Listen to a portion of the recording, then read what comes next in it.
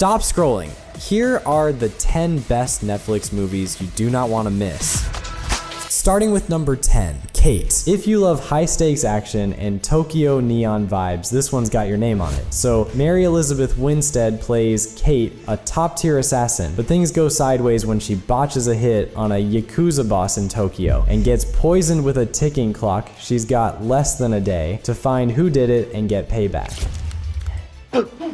As the poison messes with her body, 𝘂𝗋 forms this complicated bond with a teenager linked to her past. It's part revenge, part mystery, part drama. The stunts look legit, and she carries the physicality like a pro. The fight scenes, crisp and brutal with that signature moody Tokyo neon glow that makes every punch pop on screen. Action fans will find plenty to enjoy. The chemistry between 𝘂𝗋 and the girl has its moments, but it sometimes feels off more due to the script than the performances. Number 9, Don't Look Up. What if the world was ending and no one cared? You guys discovered a comet? I have a tattoo of a shooting star on my back. Leonardo DiCaprio and Jennifer Lawrence play two astronomers who discover a planet-killing comet headed straight for Earth. So they do what anyone would do, tell the world. But the world doesn't want to hear it. There's a ton of biting humor. You've got DiCaprio panic sweating on live TV, Lawrence yelling while everyone's eating snacks, and a president played by Meryl Streep, who's basically a meme. It's loud, it's angry, and somehow it's hilarious. Can you see it? I can't! My head is in a bag! This isn't your typical disaster movie. It shows us how we turn science into politics, facts into feelings, and a literal extinction event into just another trending topic. Next up, number 8, Mortal Kombat. Mortal Kombat 2021 is rated R, bloody, and swinging for your nostalgic spine. But does it actually feel like Mortal Kombat? It does. It actually deliver the pain. Okay, the opening, way better than expected. The first 10 minutes had grit, weight, and some real emotional punch. It felt serious. And then the tone shifts. Suddenly, we're following a new character invented just for the movie, and everything gets a bit more generic. Classic underdog wants to protect his family, blah blah. Not bad, just kinda standard, and in a universe with so many wild established fighters, Mortal Kombat isn't about clean choreography, it's about pain. You're supposed to feel every broken bone, and here, it's more about looking cool than feeling brutal. Number 7, the platform. Imagine being stuck in a prison tower where your survival depends on how much leftover food you can scavenge from the people above you. So you're one of many inmates, paired up, locked on a level in this crazy tower. Every day, a platform full of food drops from the top floor down, stopping briefly at each level. The top floors get the feast, steak, desserts, all the good stuff. The lower floors, they get scraps if anything's left at all. People at the top eat like kings. The bottom floors starve or get desperate.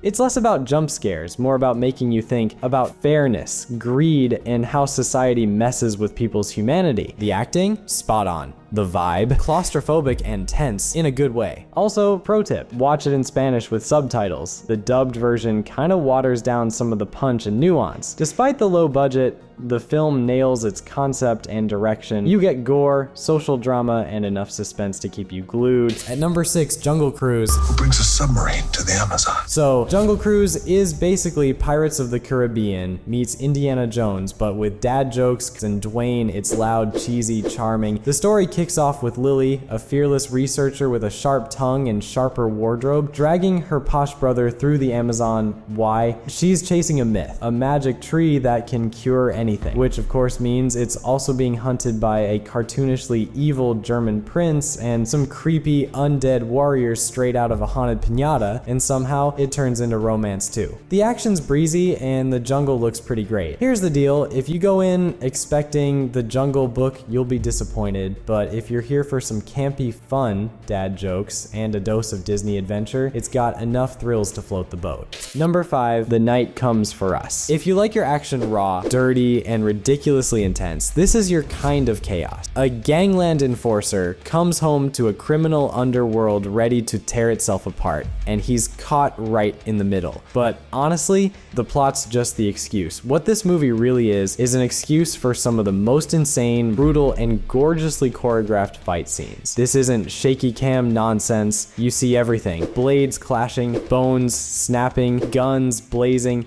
People get wrecked in this movie, and it all looks disturbingly real. And it's not just action for action's sake. There's this little girl at the center of it all. She gives the whole story some unexpected heart. You do feel something between the carnage, not deep, but enough. And this might be one of the hardest hitting action films Netflix has ever picked up. Coming in at number 4, Project Power.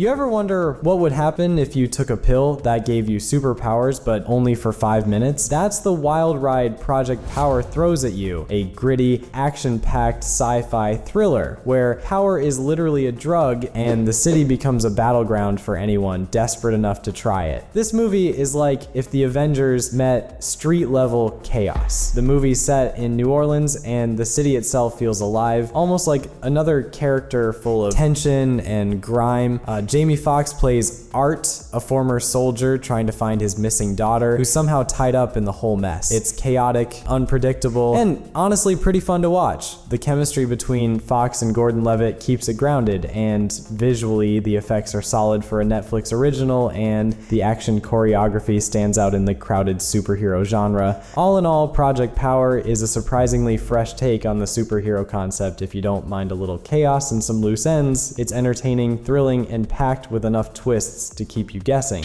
Number 3, Enola Holmes 2. Who's up for a mystery? Enola Holmes 2, bringing back Millie Bobby Brown and Henry Cavill. But here's the question, is the mystery any good?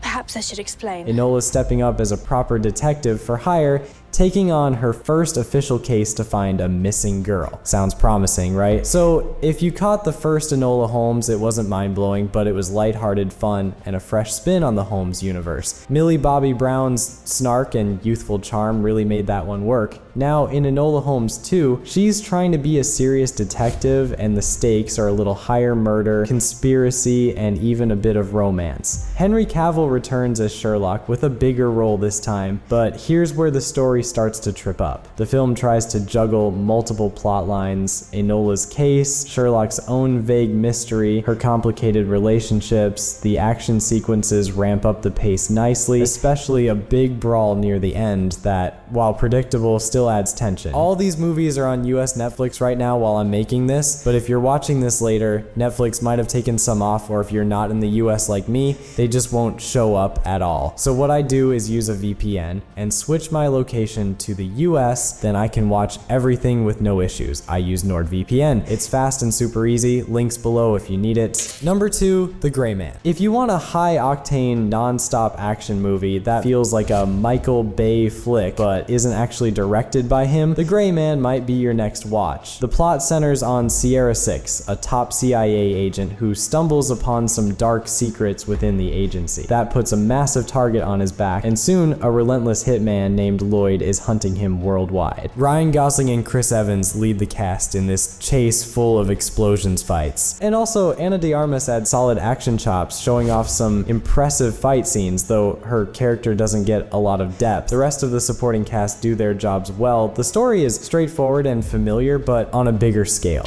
And finally, number 1, Glass Onion, a Knives Out mystery. We've arrived! This one is loud, flashy, over-the-top murder party with knives, jokes, and ego bombs flying everywhere. A tech billionaire invites his closest friends to his private island for a murder mystery weekend, but of course, someone actually dies. Now, don't expect a slow burn. This one's got energy. Everyone's loud, dramatic, and completely out of touch with reality. Daniel Craig is back, and he's way more playful this time. Still sharp as hell, but less slow-talking detective, more chaos-loving detective. Dude gets giddy when he's solving stuff. It's fun watching him just vibe through the madness. Now the mystery, it's not as tight, but it's messy fun. You'll probably catch some of the twists early, but Rian Johnson still finds a way to flip things and keep you locked in. Also, this movie is roasting the rich every chance it gets.